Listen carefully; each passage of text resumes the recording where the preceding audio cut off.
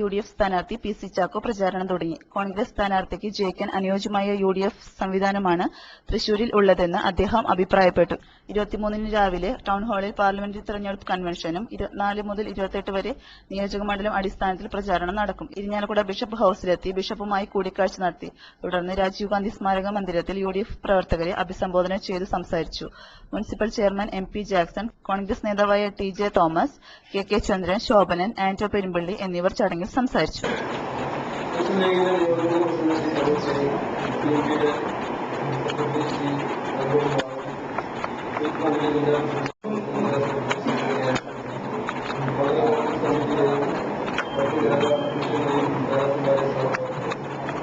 വളരെ സന്തോഷത്തോടുകൂടി